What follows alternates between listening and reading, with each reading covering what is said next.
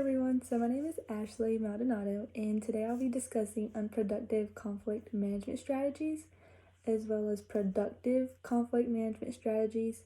So I will be listing out a few examples of each one and trying to give a little description of what each of them are. So to begin with, some unproductive conflict strategies will be avoidance, which you're like trying to change the subject, not wanting to engage in that certain situation or conversation. We also have blame, which is never wanting to take the fault. You're always trying to pin the situation on someone else or just not wanting to be a part of it. We also have force, which is physical or emotional threat. You're always trying to put hands on something and use excessive aggression instead of trying to resolve it in other ways. Another one is manipulation. We also have non-negotiation, which is you're refusing to discuss conflict. You're not wanting to engage in trying to help the situation get better, and you're just causing more issues for it. Lastly, I'm gonna do personal rejection, which you're ignoring the person or you're not caring, you're acting cold to someone. Honestly, I feel like most people do use unproductive conflict strategies to hide either how they are or I'm gonna say in a way they don't care for that certain topic. Like they just don't want to help themselves at all or help that person even resolve certain situations.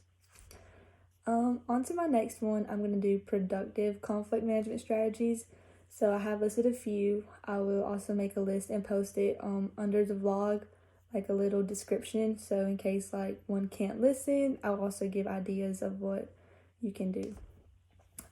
Understanding conflict. You want to be able to get a better understanding of what someone is trying to say, resolve situations and just minimize all that situation stress, try to get everything back to normal. Active listening. That is one big thing when trying to make strategies to understand where someone's coming from or trying to get where they're trying to express feelings or they're trying to tell you something. You want to engage and help them out as much as you can. Communication, that is also one big thing that most people struggle with because they can never actually engage yourself in that conversation and express also what they want to say to that other person and try to help them out. Negotiation, that is one big thing as well. You want to try to give someone understanding. You want to help resolve that conflict in the situation as much as possible so that you can get everything back to the way it was and try to create a solution where you and that other person agree on. That's also going to be another one of the strategies I was going to say, which is agreeing on solutions. If you can't agree on something, there's always going to be a conflict. It's always going to be something in that conversation or in that moment where y'all just can't agree on certain things. And I'm going to say that when someone can't do certain things with productive conflict management strategies, it's either because they don't want to or they just have a hard trouble trying to get an understanding of it. I do believe that with unproductive conflict management strategies though, that some people really, as much as they try, they won't be able to get it.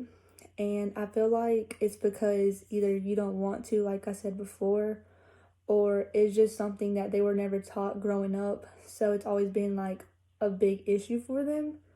But that's probably why these things don't work out when trying to talk to someone else or get a better clue of what's going on. Some people are used to having the same thing over and over again. It's may been their past where they're always blaming somebody, just personal rejection, trying to avoid a certain situation. But honestly, if that was to happen to me, I don't really get how I would take it. I'd probably feel a little hurt by it, but it's just something that everybody deals with. I really wouldn't know how to feel if that makes sense because it's just hard when someone is trying to like engage in a conversation and someone is either trying to pin something on you, like manipulating you, or they're just trying to avoid every little thing as possible. And sometimes they don't pay as much attention, they're not listening.